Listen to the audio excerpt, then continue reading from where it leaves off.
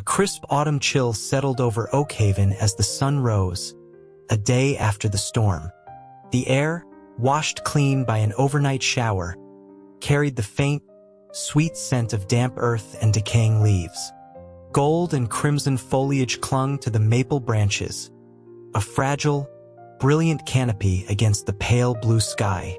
On the stone patio of the main house, a simple glass bowl held two betta fish, one a vibrant cobalt and the other a deep violet. They darted playfully beneath a miniature water lily pad, their ordeal from the night before seemingly forgotten. Silas had been up since dawn, his silent movements a familiar rhythm in the house. Leo, after helping for a while in the kitchen, had waited for the first rays of sun to warm the flagstones before running inside. He emerged with a small birdcage, hanging it from the low-hanging bough of an old oak tree. The branch groaned under the weight, surrendering two yellow-tipped leaves. One spiraled into the fishbowl, the other settled beside it on the table. Caleb was still asleep, his body half-draped over Ethan's, an arm thrown possessively across his shoulders. The previous night's confrontation had been ablaze, consuming Victoria's carefully constructed empire and incinerating her ambitions. The issue with the shipping manifest had merely been the spark. Her years within the family estate had cultivated a deep-seated greed, a quiet venom that had finally surfaced. There had once been a sliver of conscience, a faint acknowledgement of the family's kindness to her, against her own avarice. But the human heart is a treacherous sea, and the tide of want is relentless. Having known the biting cold of poverty, she had no desire to return to it. Her constant declarations of loyalty were not for the family, but for the life it afforded her, the soft beds, the designer clothes, the effortless comfort. The more she coveted, the more she feared being cast out, until desperation forged a convenient excuse to seize it all for herself. Perhaps she had always been running from the truth, using a manufactured grievance as a veil for her own rapacity. Ethan's eyes fluttered open, his throat raw and his sockets aching. He raised a hand to his face, a sharp sting emanating from the corner of his eye. The skin around it felt puffy and tender.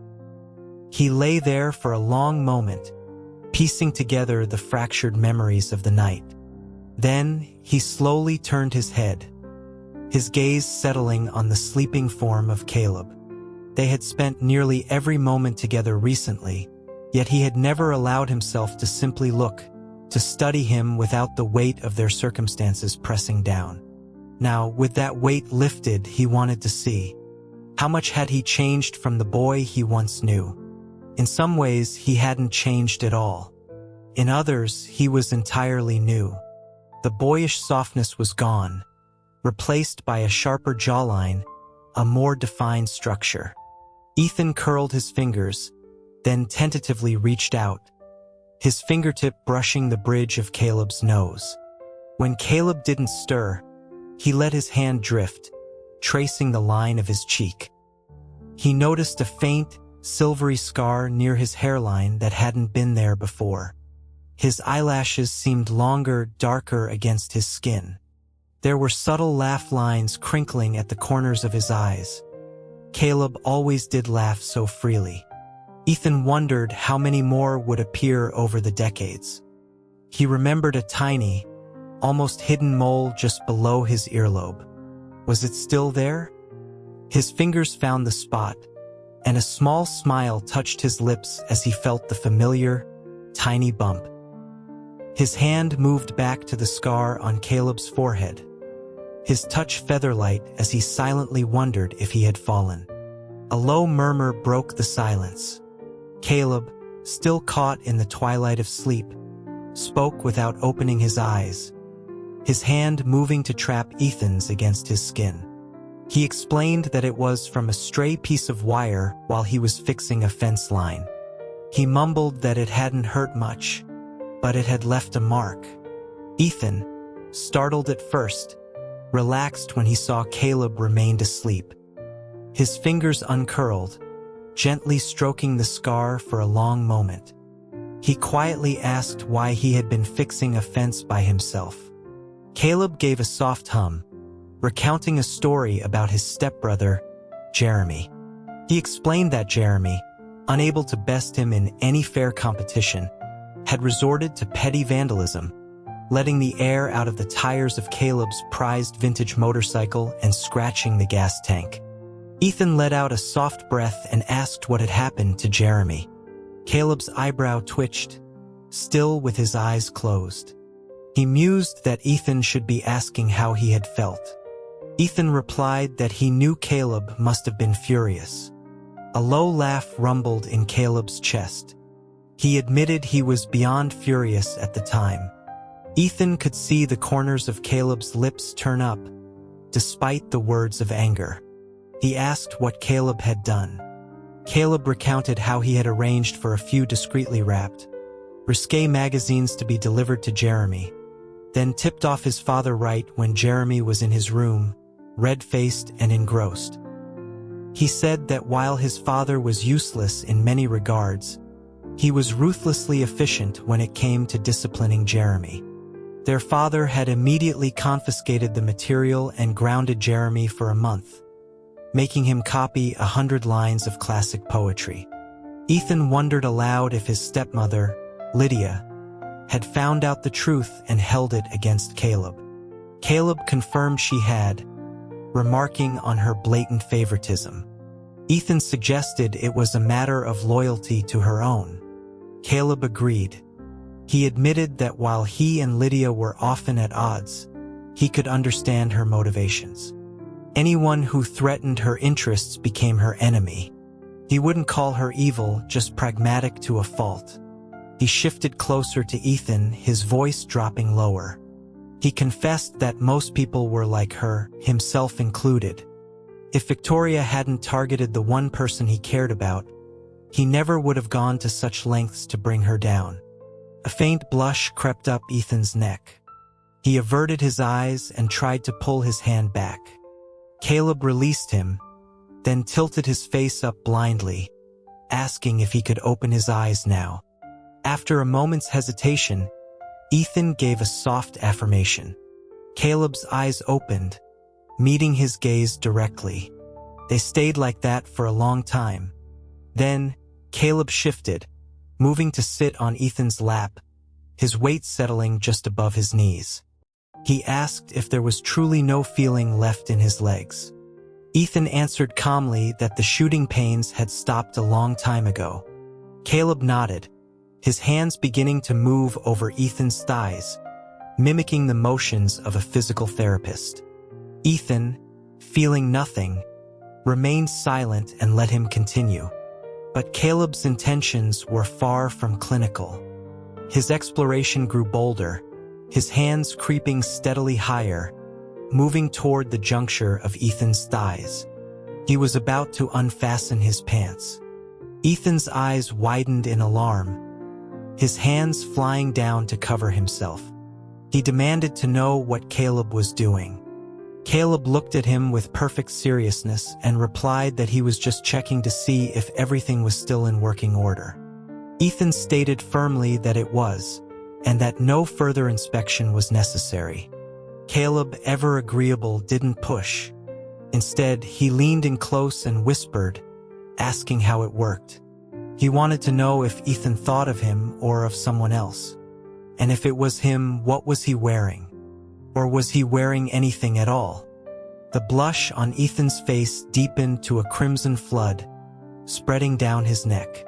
He squeezed his eyes shut, a few unwanted images flashing through his mind. He shook his head to clear them, wanting to cover his eyes but terrified to move his hands from their protective post. Trapped, he could only glare at Caleb in furious silence, like a cornered and indignant child. The sight sent Caleb into peals of laughter, so loud and unrestrained that he nearly toppled off the bed. Ethan instinctively shot out a hand to steady him.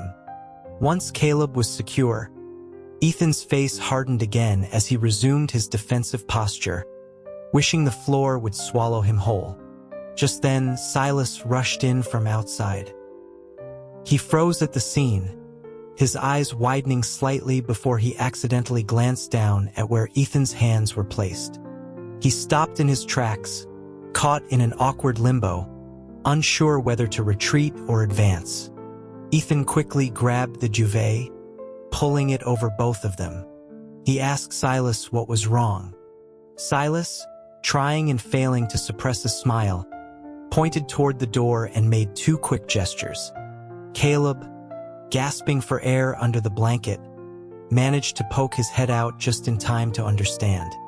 He exchanged a look with Ethan, then climbed out from under the covers, walked to the window, and opened it a crack. Kneeling in the courtyard below was a young woman in a simple green dress, a duffel bag at her side and a small box held in her hands. It was Chloe, Victoria's personal assistant. Caleb only glanced at her for a moment before looking up at the clear morning sky. He breathed in deeply, his voice cheerful as he called out to Ethan. He remarked on the beautiful weather and suggested they go for a drive to see the fall foliage. Before Ethan could answer, Aunt Lydia swept in through the courtyard gate, her coat draped over her arm. She gave Chloe a dismissive shake of her head before her eyes found Caleb in the window.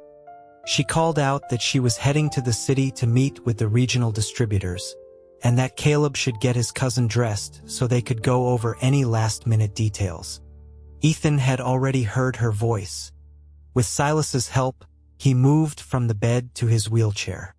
As he was about to tie back his hair, Caleb crossed the room and did it for him, his fingers deft and gentle. He then helped Ethan into a soft, light-colored sweater before pushing him out into the sunroom. Leo poured Aunt Lydia a cup of coffee but then retreated to a corner, making it clear he had no intention of waiting on her. Business was business, and while she and Ethan had formed a temporary alliance, the old resentments hadn't simply vanished. Once this deal was done, they would go their separate ways. Aunt Lydia had no patience for the boy anyway. Her expression softened only when she saw Ethan, and she stood up from her armchair, a warm smile fixed on her face. She inquired if he was feeling better, the pleasantries feeling rehearsed and impersonal. Ethan nodded and gestured for her to sit. Lydia took a sip of her coffee, a flicker of satisfaction in her eyes. It was a custom in their world of old money businesses that when a woman took a lead role, she was addressed by her own family name, not her husband's. To do otherwise was a sign of disrespect, an implication that her husband's influence overshadowed her own capabilities. Lydia had never held a position of power before, so no one had ever called her Mrs. Thorne in a business context. Hearing it now from Ethan was a clear victory. She shot a triumphant glance at Caleb. Caleb, in high spirits, gave her a polite nod of acknowledgement. His eyes, however, drifted past her to where Chloe still knelt in the yard. Lydia followed his gaze. She mentioned that she had stopped by Victoria's wing of the house on her way in, hoping for a final, cutting remark, only to find the room empty and the staff whispering that Victoria had taken her own life the night before. Lydia stirred her coffee, her voice devoid of pity. She stated that someone like Victoria would never die of shame. Caleb asked for her theory. Lydia surmised that Victoria saw the writing on the wall. With the other three major families now allied with Ethan, and the new contract with the national distributor secured without her involvement, she knew she would be cast out. She had spent half her life cultivating a facade of grace and benevolence. She couldn't bear the thought of the world seeing her for what she was. Her death, Lydia concluded, was for herself and deserved no sympathy. Leo, who had been listening from the corner, looked confused. He crept over to Caleb and whispered, asking how they could have a contract when all the product from the warehouse had been destroyed in the fire. Caleb, lounging in an armchair, tapped Leo's head with his folded sunglasses. He explained that it had all been arranged in advance. Leo blinked, thinking back, and then understanding dawned on his face. The plan had been set in motion weeks ago at the annual Artisanal Goods Convention. The arrival of the chief procurement officer from the national chain had been anticipated by both Ethan and Caleb. Victoria's scheme to use an outside expert to sabotage them had been the only unexpected variable, but they had turned it to their advantage. Winning the convention's top prize secured them the initial meeting. They then deliberately leaked information that Ethan was finally planning to move against her, preying on her paranoia and forcing her to act rashly. As she walked into their trap, they closed it behind her. In the meantime, Caleb had secured backup deals with the other 3 major local producers. The agreement was to use one family's new crop, another's skilled labor, and his own family's shipping logistics to fulfill the massive order together. Ethan had stipulated that his family would take no profit from this initial contract. Instead, the prestige and the direct access to the procurement officer would be shared among the 3 allies. It was a gesture of goodwill that solidified their support. Presenting a united front under the Oakhaven Artisans banner, Ethan had written a letter to the officer explaining his physical limitations and the collaborative effort to ensure the highest quality. It was a masterful play that traded short-term profit for long-term power and stability. The only consequence was that the family's secret lotus bloom blending method was no longer a secret. The other producers' artisans had to be taught the technique. Lydia had initially been jealous, but she had come to realize that selling a collaboration was one thing. Trying to pass off a counterfeit of her own family's signature blend would be another. She gestured with her chin toward the yard, asking what they planned to do with the girl. Ethan simply said she could leave. Lydia protested, arguing that the girl was likely complicit in Victoria's schemes and should be reported to the police. Ethan nodded but said nothing, leaving the matter for Silas to handle. Silas did not call the police. He went out and gestured to Chloe, his hands speaking a silent lecture about conscience, about learning to distinguish right from wrong, and about the danger of blindly following orders. Chloe, her duffel bag clutched in her hands, began to cry. She begged Silas to let her take Victoria's ashes. Despite everything, Victoria had taken her in off the streets years ago, giving her food and shelter. Now that she was gone, Chloe felt she owed her a final kindness. Silas nodded, helped her load her things into a taxi, and then returned inside, after dismissing all but one of the household staff as Ethan had instructed. Lydia left soon after, eager to manage the logistics of the new deal. What was supposed to be a morning drive to see the fall foliage had been consumed by business. By the time the house was quiet again, it was nearly noon. The autumn sun was high, and the air was filled with the scent of maple and wood smoke. Caleb refused to let the perfect day go to waste. He had Leo find a vintage wood-paneled station wagon. He instructed Silas to buy some pastries from the local bakery.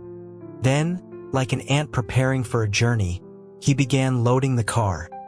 A couple of pulp fiction paperbacks, 2 heavy wool blankets, a thermos of coffee, a chess set, a 6-pack of craft beer, and an old bamboo flute. Piece by piece, he filled the back of the car. Ethan was already outside, dressed in a dark green autumn sweater with a subtle crane pattern. He sat near the station wagon, a portfolio of blank sketch paper on his lap. These were his only contributions. Everything else belonged to Caleb. Caleb was in the back of the car, taking inventory. He ticked items off a mental list, a frown creasing his brow. He felt he was forgetting something. The car had everything they could possibly need. He'd even brought the vintage acoustic guitar that had been hanging, unplayed, in Ethan's study for years. So what was missing? He stared at the guitar for a long moment, and then his eyes widened in realization. He jumped down from the car, strode over to Ethan, and swept him into a fierce hug. Startled by the sudden movement, Ethan's chin came to rest on Caleb's shoulder. He asked what he was doing. Caleb's eyes crinkled in a smile. He murmured that he'd been trying to remember what he forgot. It was this, the most precious thing. Having finally confessed his feelings, Caleb had become brazen, his affection unconstrained.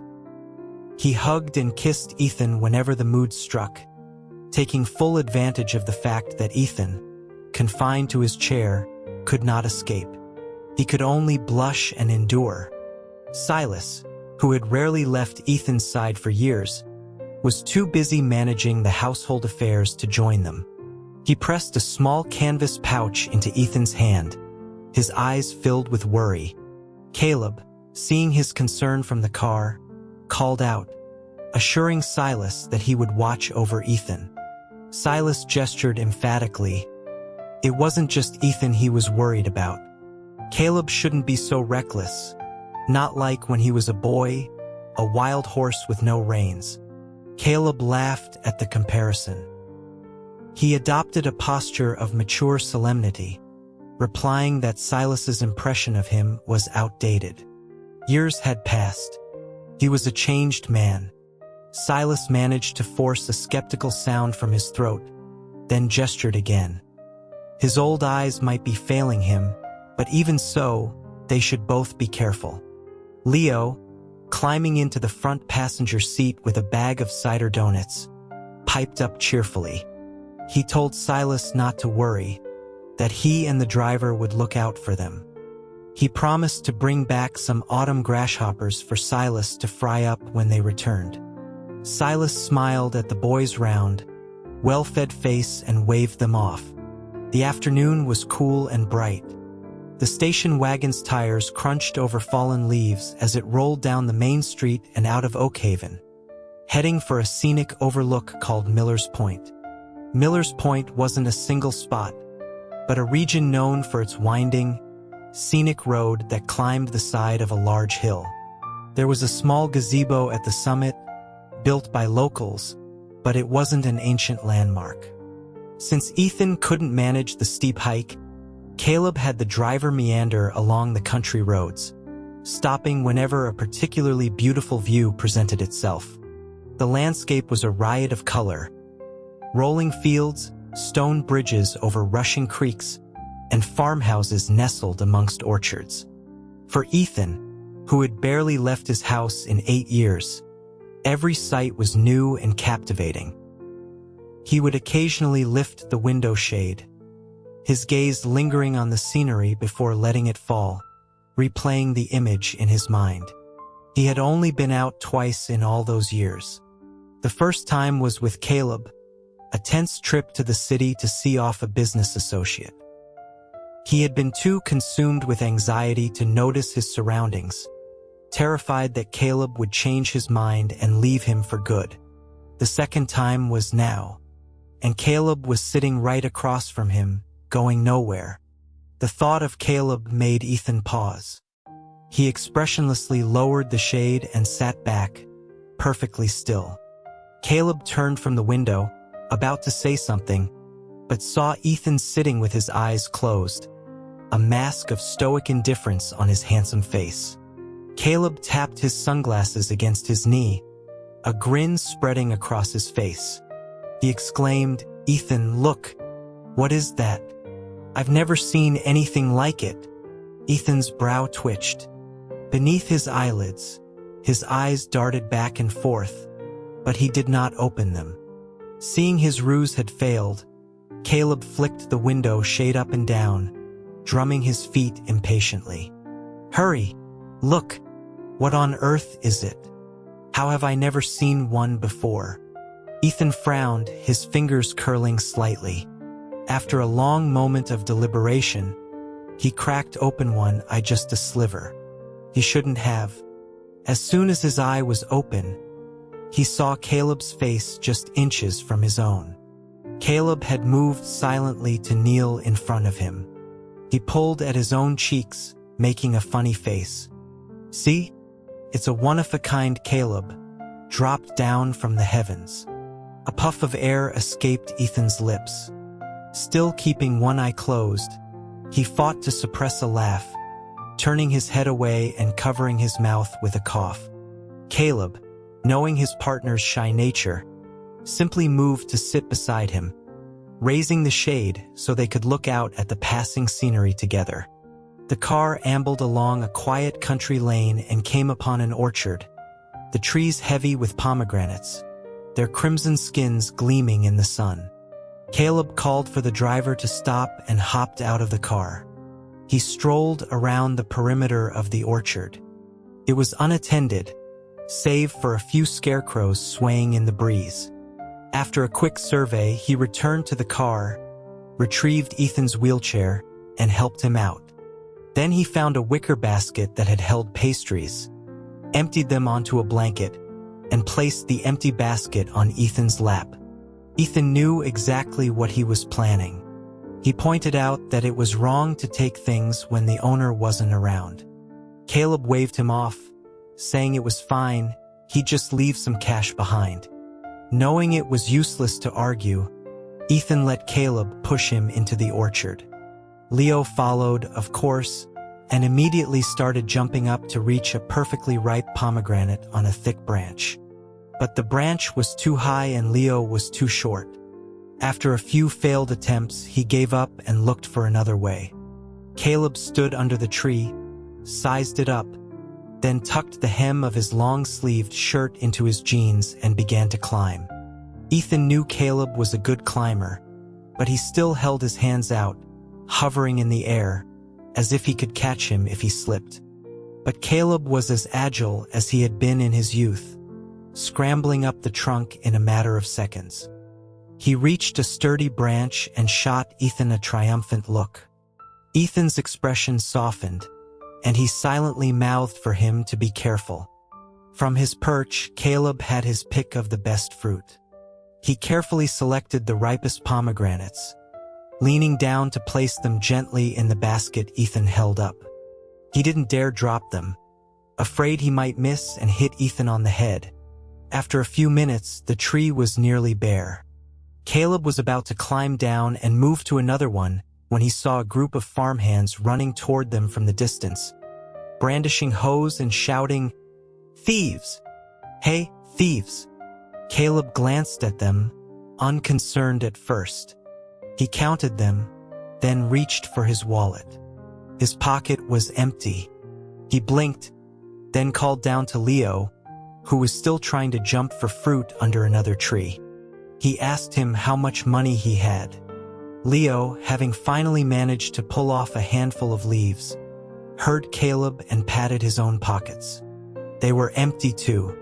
A look of panic crossed his face. "Oh no, sir. We forgot to bring any money." Caleb's heart sank. Of all the things to forget, the approaching farmhands were getting closer. In a panic, Caleb scrambled down the tree and bolted, running deeper into the orchard toward a stack of hay bales. He was halfway there when a dreadful thought stopped him. He whipped his head around. There, sitting serenely under the pomegranate tree, was Ethan. He looked completely bewildered, a basket overflowing with crimson fruit resting on his lap, his eyes fixed on Caleb's retreating back. They had gotten into this kind of trouble often as boys, climbing walls and sneaking into places they shouldn't. Whenever they were caught, Ethan was always right there with him, either just behind him or grabbing his hand to pull him ahead. For a moment, it was as if Caleb had forgotten. He had acted as if Ethan still had two good legs, as if he could follow him just like before. The farmhands had surrounded Ethan now. Caleb was about to run back when he saw Ethan calmly reach into the canvas pouch Silas had given him, pull out a wad of cash, and hand it to the man with the hoe. Thank goodness for Silas's foresight. Caleb sheepishly rubbed his nose and walked back to Ethan after the workers had left. Ethan shot him a look but said nothing. He remained silent for the rest of the drive, nearly an hour, with his eyes closed, pretending to sleep.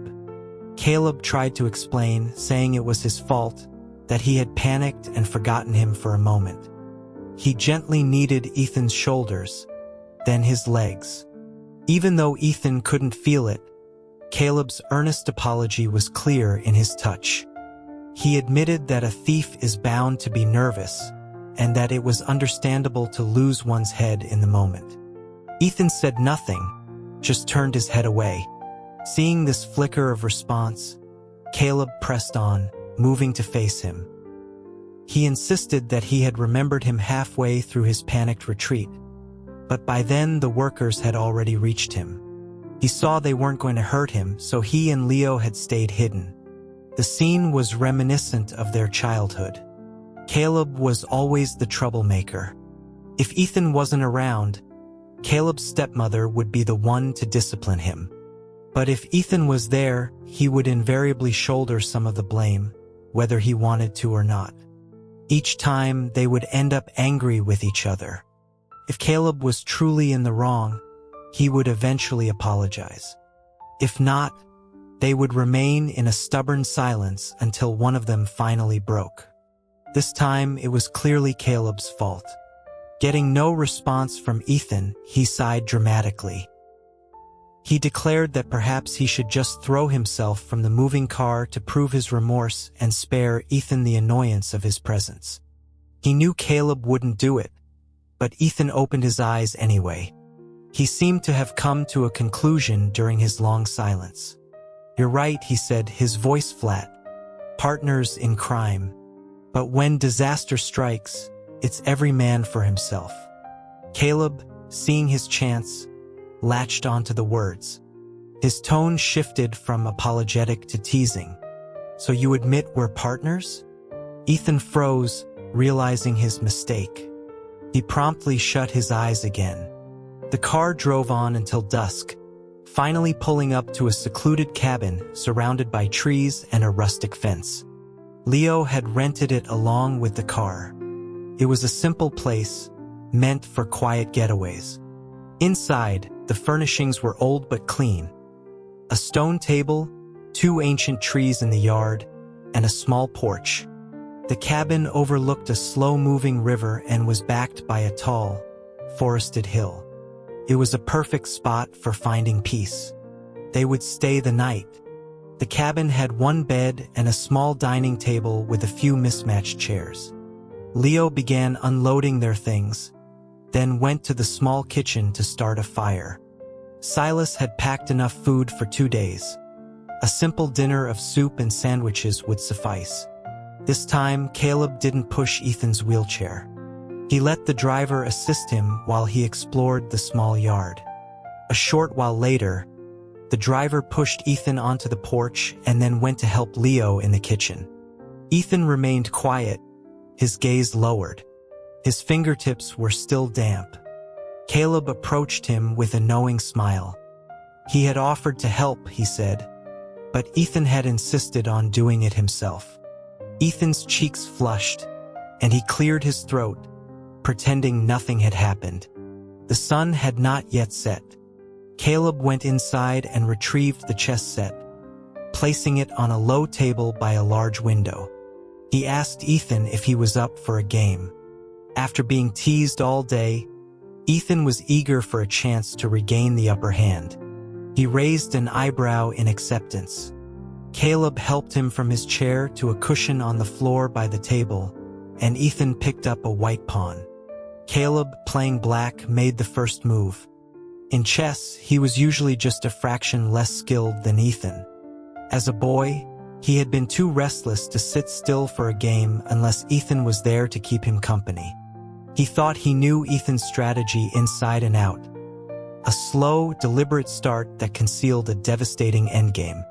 Their matches were often close, sometimes with Caleb winning by a slim margin, a victory he would celebrate for days. But this game was different. Ethan's first move was an attack. He played with a relentless aggression that drove Caleb's pieces back, offering no quarter.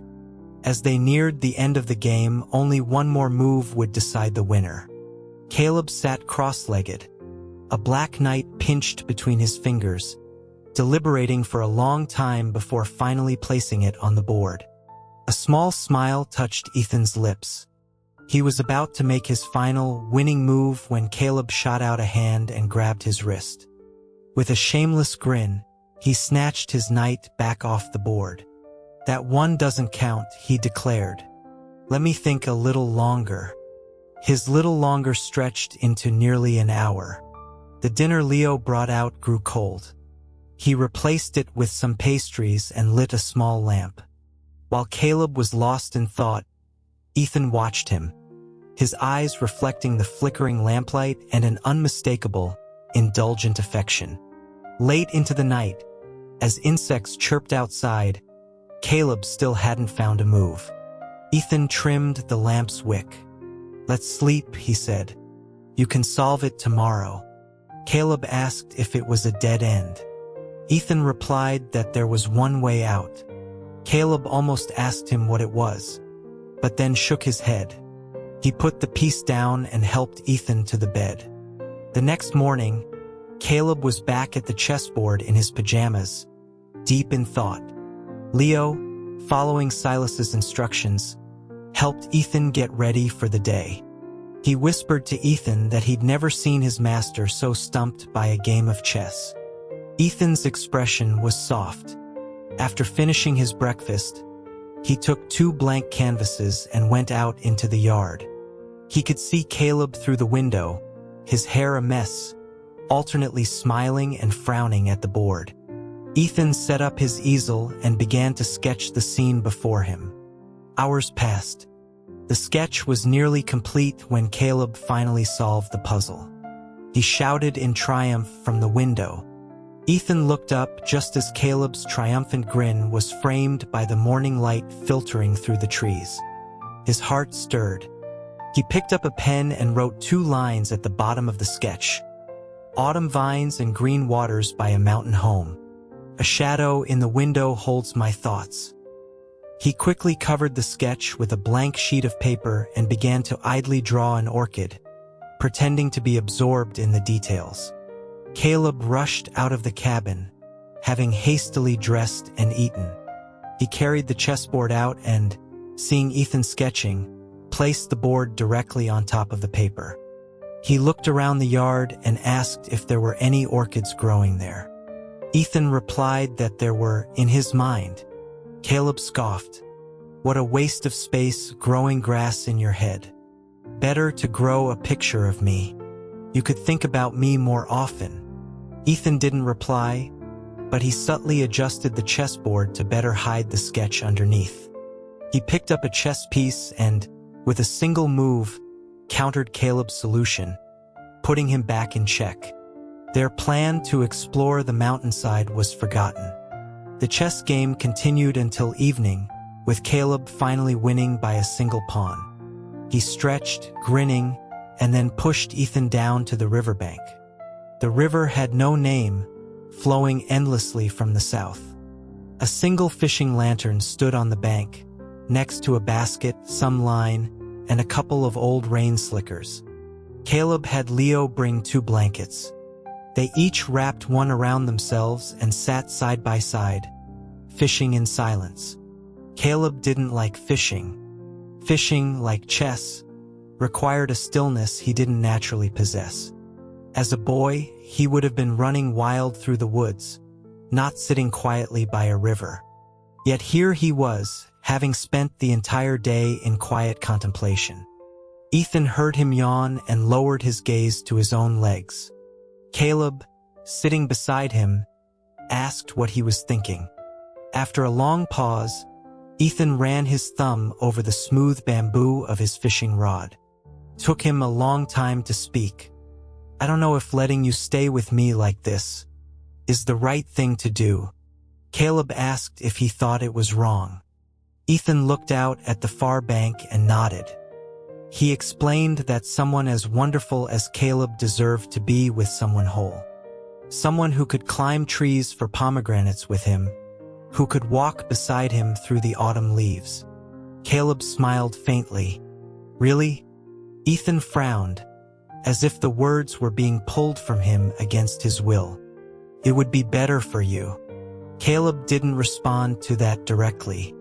Instead, he asked, "Do you know the kindest and most selfish thing you can say to someone?" Ethan was silent. Caleb looked at him. "It's I'm doing this for your own good." People who say that think they're being benevolent, but it's the purest form of selfishness. What would actually be for my good? Thinking from my perspective, wanting what I want. Not what you think I should want. That's not for my good. That's for yours. Ethan met his gaze. Then what is for your good? Caleb's eyebrow arched in a playful smile. What's for my good is you respecting my wishes. Ethan was silent for a long time. And what are your wishes? You don't know what my wishes are? Caleb poked his own chest, his voice earnest. It's good when you're here. When you're not, it's not. The bobber on the water dipped sharply. A fish was on the line. Ethan didn't look at the fish. His eyes, reflecting the moonlight, were fixed on Caleb. He reached out, tilted Caleb's chin up, and pressed his lips to his. One kiss wasn't enough. He paused, then deepened it, pulling Caleb into his arms.